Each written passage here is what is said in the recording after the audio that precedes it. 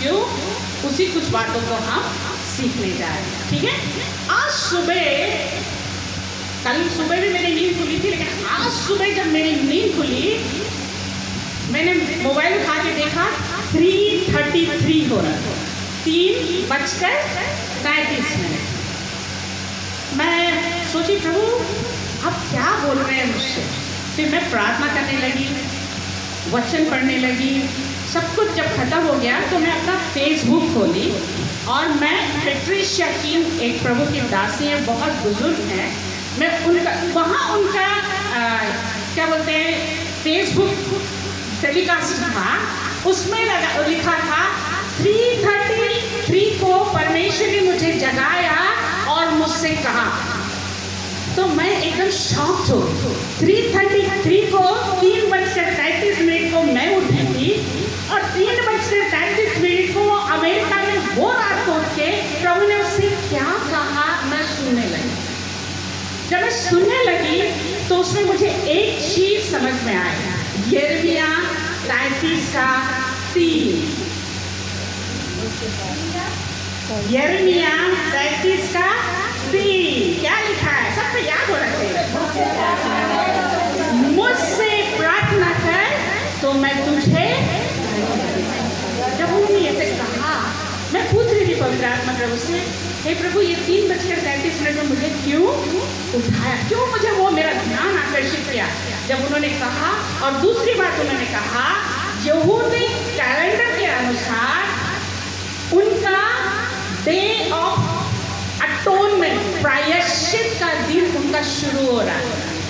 हम यहूदी कैलेंडर नहीं मानते, लेकिन हमारा प्रायश्चित वध किया हुआ मेमना कौन है और हम उसे याद करें। और पवित्र ने मुझे स्ट्रांगली कहा, जा लोगों से क्या है कि उनके जीवन के हर क्षेत्र में परमेश्वर का राज्य आने के लिए यीशु का बलिदान कंप्लीट है।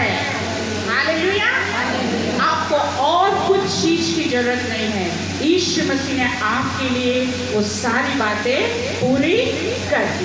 ओके, फर्स्ट थिंग, प्रार्थना क्या?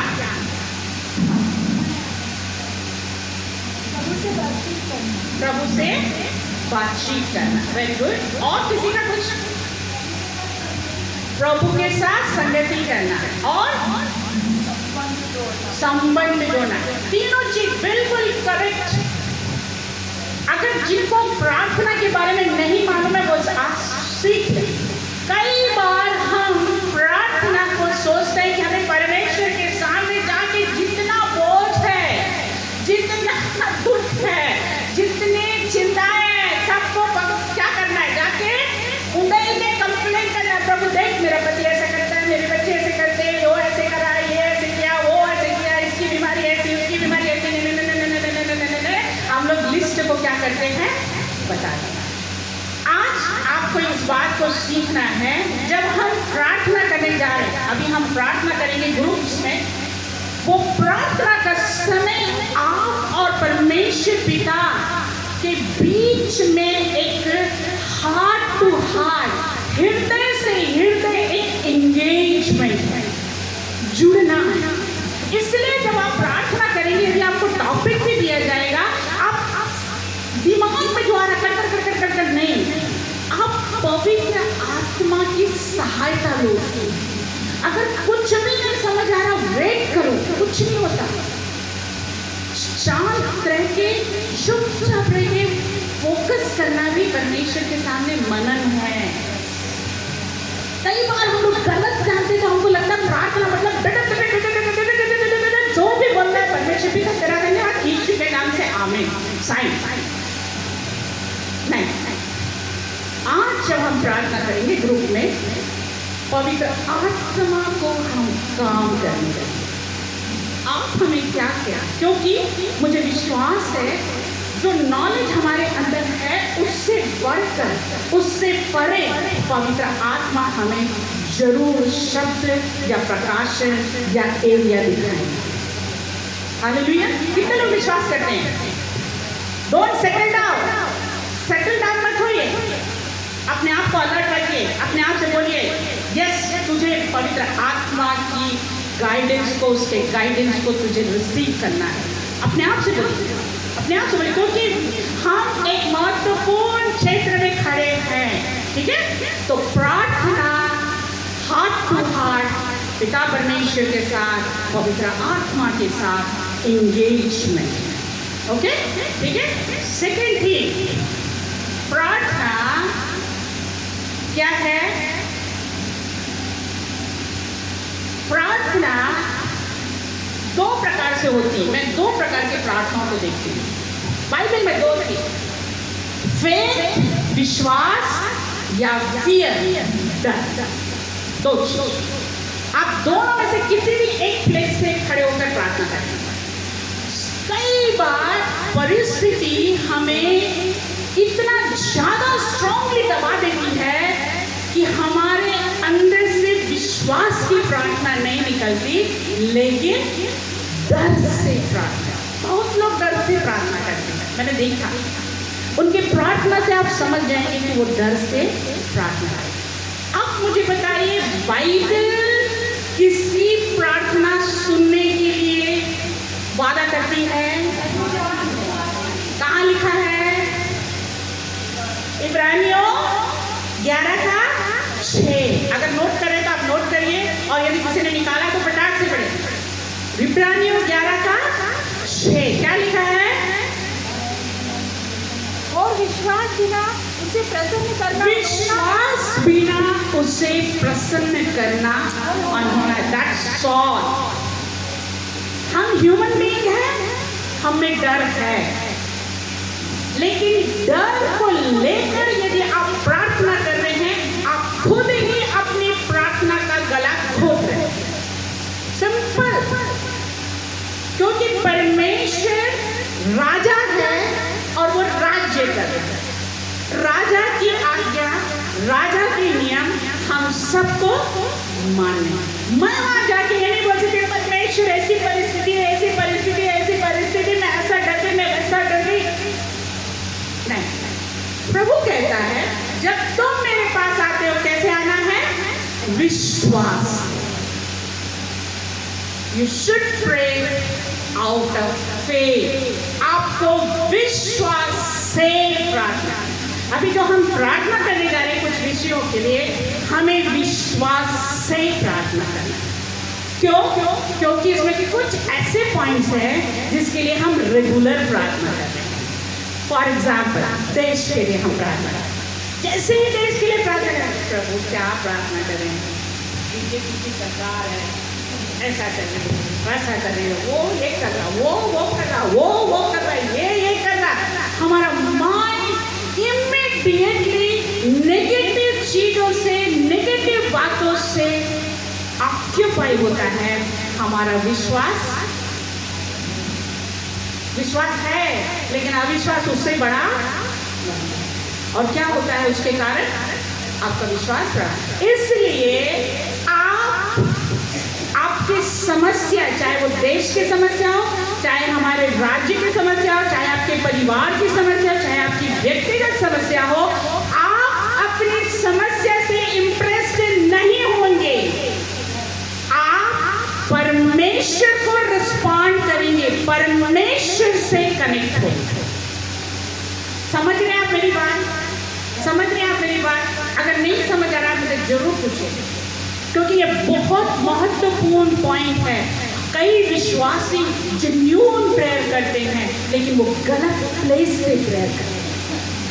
मुझे दुख लगता है, क्योंकि उनका जो इंटेंशन है, उनका जो इरादा है, वो बहुत जेन्युइन है, वो रियल है, लेकिन वो परमेश्वर से रिस्पॉन्ड नहीं कर रहे हैं।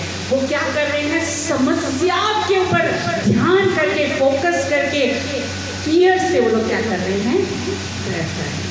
तो जब हम प्रार्थना करने जा रहे हैं, हम देश के लिए भी प्रार्थना करेंगे, लेकिन आज मैं चाहती हूँ देश के लिए हम नए रीति से प्रार्थना करें, नए इंटेंशन के साथ, विश्वास के साथ हम प्रार्थना। ठीक है? ओके? अभी तक बातें समझ आई है, नहीं आई? तीसरी चीज जो प्रार्थना में बहुत रुकावट डालती वो ये है, हम शैतान को कई बार हाईलाइट करते हैं हमारी प्रार्थना। हाईलाइट कर, शैतान ऐसे कर रहा है, शैतान वैसे कर रहा है, सारी मूर्तियां हैं, ये सारे पंडाल हैं, ये हो रहा, वो हो रहा, ये हो रहा, ये हो रहा, ये हो रहा, हमारा देश ऐसा है, वो हमारा परिवार ऐसा, हमारे पड़ोसी ऐसे हैं, उन लोग जादू टोना कर रहे हैं, वो कर रहे हैं, ये कर रहे हैं। दुनिया, हम क्या करते हैं? हमारा हाईलाइट कहाँ होता है? हीरो कौन है? हीरो कौन है? हीरो कौन है? हीरो कौन है? अभी भी 50% लोग नहीं बोल रहे। हीरो कौन है? यीशु मसीह। हीरो कौन है? जिसने हमें शैतान की सारी शक्ति के ऊपर सामर्थ्य दिया। हम डरेंगे या वो डरेगा? लेकिन कौन डरते हैं? विश्वासी। एक बात याद रखे प्रिय, मेरी प्रार्थना के जीवन में यहाँ बहुत बड़ा डिलीवरेंस है। मैं ये नहीं बोल रही कि मैं दूध की धोई हूँ, मैं भी ऐसे ही थी, मैं दूध की धोई नहीं थी, लेकिन जिस दिन मुझे मालूम हुआ शैतान सृजा गया है, वो सृष्टि है, वो सृजनहार से कभी बड़ा नहीं हो सकता, उस दिन मेरी प्रार्थना मेरे लिए डिलीवरेंस है। अब मेरे लिए उसका कोई मायने नहीं। बाइबल में लिखा है, मैं वचन बता देती हूँ, इब्रानियों का 2 अध्याय का 14 वचन में लिखा, शैतान को जिसे मृत्यु के ऊपर शक्ति मिली थी, यीशु मसीह ने मृत्यु के द्वारा उसे निकम्मा किया। आपके पड़ोस में, आपके परिवार में, आपके राज्य में, हमारे देश में जादू टोना या किसी भी प्रकार के शैतान की गतिविधियां कितनी भी बड़ी क्यों ना हो, वो यीशु के सामने निकम्मी, यीशु के सामने निकम्मी। कभी भी अपने प्रेयर में शैतान को हाईलाइट नहीं करें, वो हमारे अटेंशन के योग्य नहीं। हमारा पूरा ध्यान, हमारा पूरा प्यार, हमारा पूरा तरस, हमारे पूरा लगाव लगन हमारे यीशु मसीह के साथ होना चाहिए। हालेलुया। दूसरा वचन और भी लिख सकते हैं, मत्ती 28:18, जहाँ यीशु मसीह कहते हैं, स्वर्ग और पृथ्वी का सारा अधिकार, क्या बोला? कुछ बचा है क्या? कुछ बचा है? तो फिर क्यों आप शैतान को इतना बड़ा बनाते हो अपनी प्रार्थनाओं में? क्यों आप अपने शैतान को इतनी सोच को, उसके बारे में इतना सोच करके, ओ इतना बड़ा है, ओ इतना बड़ा है, ये है, वो नाम है, ये नाम है, 1000 है, 6000 लोग यीशु मसीह ने कहा निकल जा। क्या बोला यीशु मसीह ने? 6000 को कोई गई यीशु मसीह के ऊपर अटैक करने के लिए? हमारे ऊपर भी कोई नहीं अटैक कर सकता। जैसे बहन ने कहा, हम यीशु मसीह को लेकर चलने वाले हैं, हमारा प्रभु हमारे अंदर बसता है। ठीक है, तो आप शैतान को फोकस करके कभी भी प्रार्थना नहीं करेंगे। अपने शब्दों में, अपनी प्रार्थना में तो उसको लाइएगा नहीं, वो योग्य होंगे। ठीक है, नेक्स्ट, जब हम प्रार्थना में जाने वाले हैं, 2 प्रकार की प्रार्थना है। इस पॉइंट को भी बहुत अच्छा है। एक हमारे बाइबल के पुराने नियम की प्रार्थना है, और उसके बाद नए नियम की प्रार्थना है। हमारे पुराने नियम और नए नियम के बीच में एक पन्ना है। ये क्या है? खाली पन्ना है। हम लोग को लगता है ओनली एक खाली पन्ना है। प्रियो, यीशु मसीह के आने से पहले पुराना नियम है। उस पुराने नियम में लोग परमेश्वर के पास डरते कांपते हुए बलिदान का लहू लेकर जाते। लेकिन जब यीशु मसीह आए, और आज जैसे अटोनमेंट प्रायश्चित का दिन है, आज यहूदी लोग सेलिब्रेट कर रहे हैं या मना रहे हैं या दुखित हो रहे हैं, अपने जीव को, अपने आत्मा को वो लोग दुखित कर रहे हैं। लेकिन आज हम यीशु मसीह के लिए धन्यवाद देते हैं, क्योंकि यीशु मसीह के आने से ही हमें पिता मिले हैं। आप मुझे बताइए पुराने नियम में किसने पिता करके प्रार्थना की? किसने प्रार्थना की? अब्राहम तक पिता करके प्रार्थना। लेकिन यीशु मसीह ने कहा, हे छोटे झुंड मत डर, क्योंकि तुम्हारे पिता को यह खाया। यीशु मसीह से जब प्रार्थना करने के लिए बोला, चेलों ने दिखाने के लिए बोला, सबसे पहला उन्होंने हमें बताया, हे हमारे पिता। न्यू टेस्टामेंट, नया नियम और पुराने नियम में ये बहुत बड़ा अंतर है। इसलिए बाइबल का वचन कहता है इब्रानियों 4:16 में, आओ हियाव के साथ अनुग्रह के सिंहासन के सामने चले। चल कहाँ जाने के लिए बोल रहा है? अनुग्रह के सिंहासन के सामने कहाँ जाने के लिए बोल रहा है?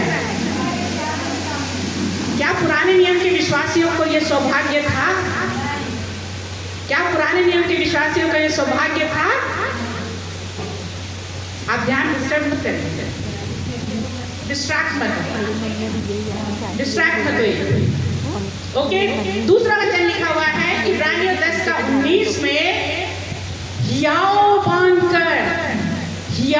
बांधकर साहस के साथ, बल के साथ, हिम्मत के साथ मेरे सामने आओ। यीशु के लहू ने हमें वो सौभाग्य दिया है। आप पुराने नियम के विश्वासी जैसे बनकर डरते कांपते हुए हे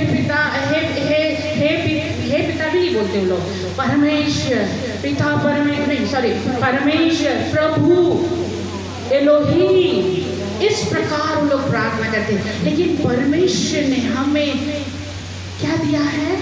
अधिकार दिया है। जितना ने यीशु मसीह को अपना उद्धार करता ग्रहण किया, कितने लोगों ने ग्रहण किया? अपना हाथ उठाएंगे जरा।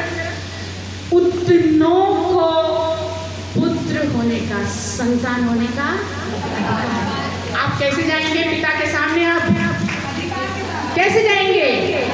आपने गलती भी की है ना, मत डर। हमारा एडवोकेट वहां खड़ा है। पहला यूहन्ना 2 वचन, पहला वचन क्या लिखा है?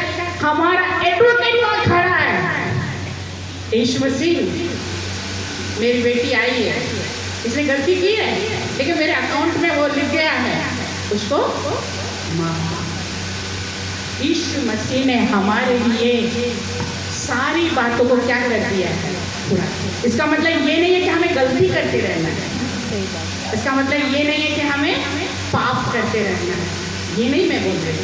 लेकिन पाप की जो भावना, दोष की जो भावना जो हम रखकर परमेश्वर के सामने जब हम प्रार्थना में जाते हैं, हमारा विश्वास वहां काम नहीं करता।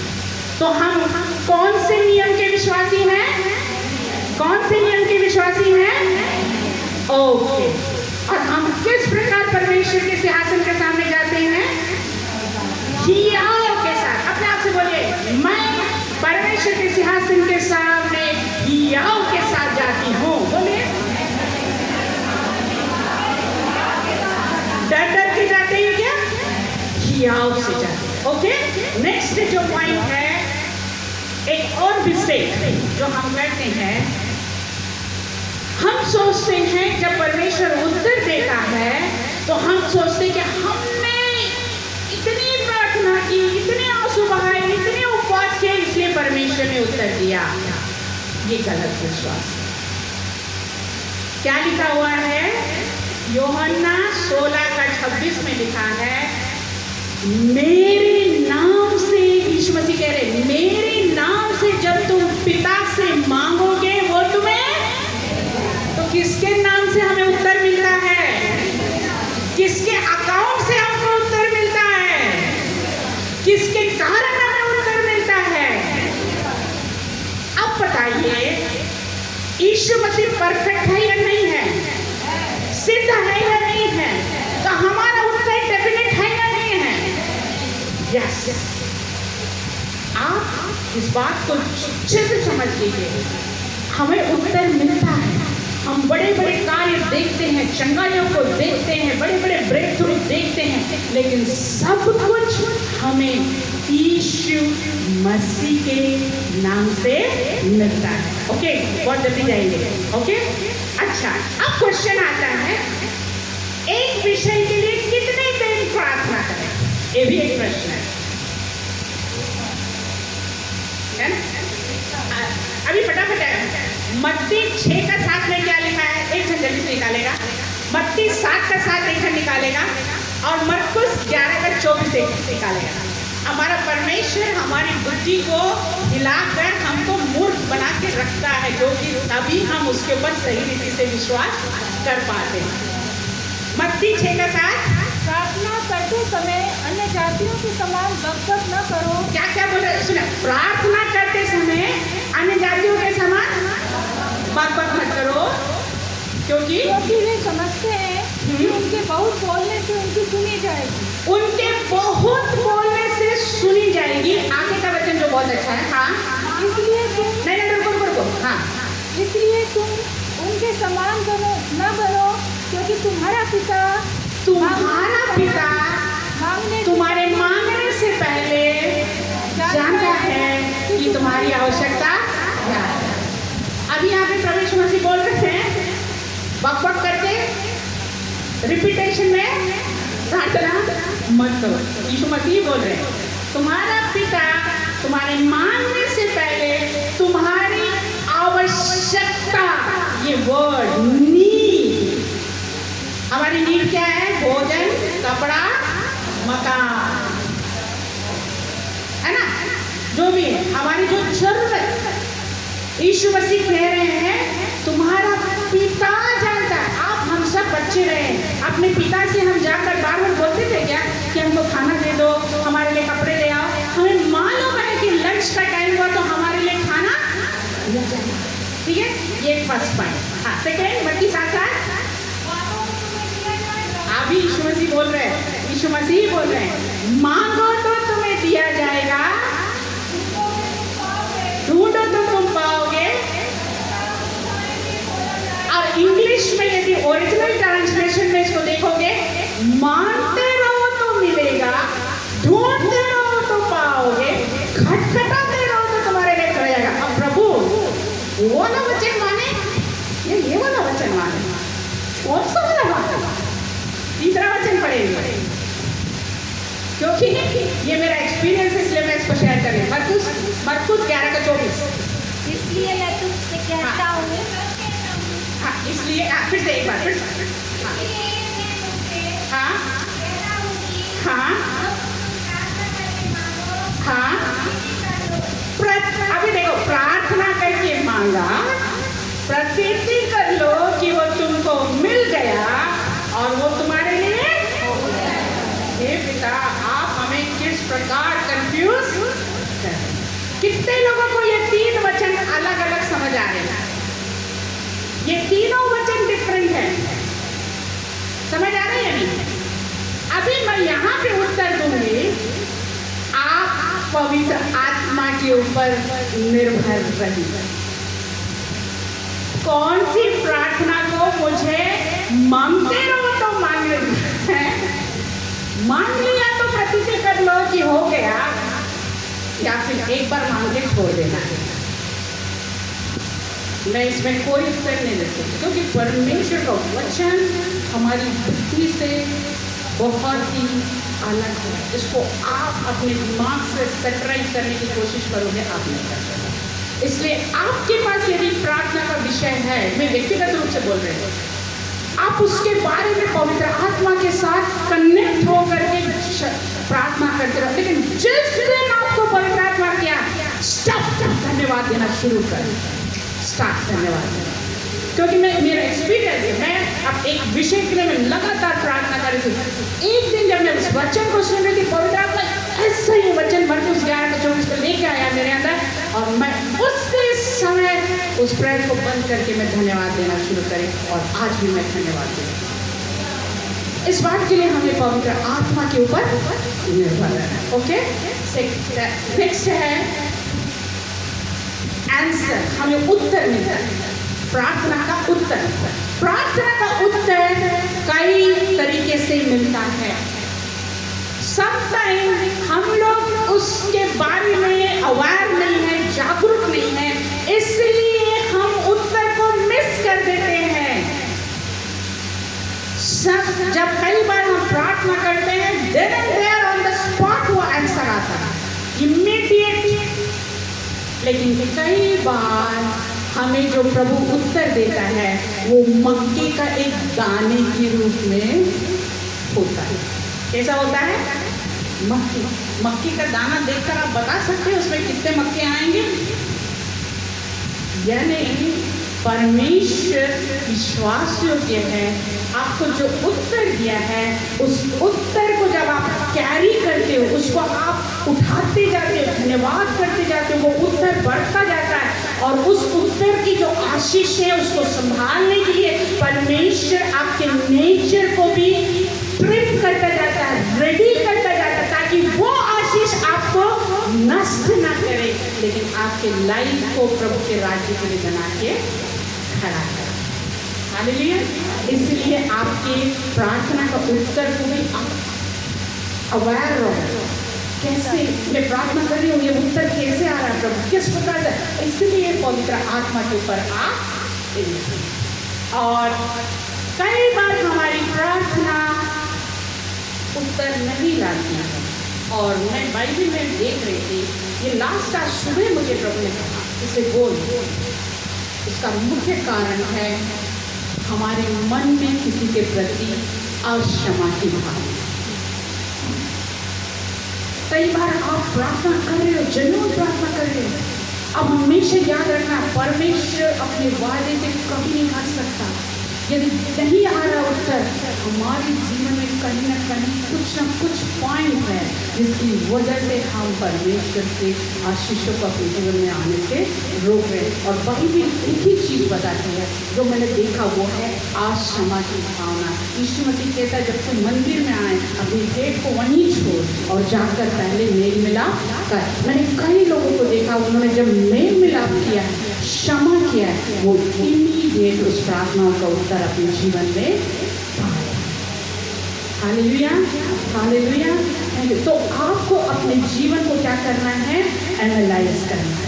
ओके, तो ये बातें मैं प्रार्थना के विषय में आपको बताना चाहती हूँ कि इन चीज़ों को आप अपने माइंड में, अपने हार्ट में रख के अभी हम लोग प्रार्थना करने जा रहे हैं। अभी हम लोग लगभग 60 पीपल हैं, हम लोग 60 लोग हैं। और मैं चाहूँगी हम 5-5 के लोगों का ग्रुप बनाएं।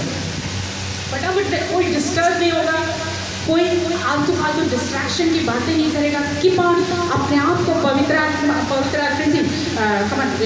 अपने आप को पवित्र आत्मा के साथ कनेक्ट करके लिसन अपने आप को पवित्र आत्मा के साथ जोड़ते हुए आप उठ के देखिए किसके साथ आप ग्रुप बनाना चाहते हैं। आप खड़े हुए देखिए, मैं एक चीज़ बता रही हूँ, हम लोग प्रभु की देह है। भले हम दूसरी जगह से आए, हम नहीं जानते, लेकिन हम एक ही पिता के बच्चे हैं। हमारा जो लहू है, हमारा जो आत्मिक लहू, वो यीशु मसीह का लहू। हम किसी से अपरिचित नहीं। इसलिए 5-5 लोग अपने स्थान से खड़े होंगे। हम पूरे करीब 6 ग्रुप अलग अलग बना लेंगे और हम उसको किस प्रकार, मैं और दीदी सीमा दीदी, हम दोनों मिलकर हम उसको लीड करेंगे। और उसमें मैं चाहूँगी कि आपका 100% उस प्रेयर में आपको देना है।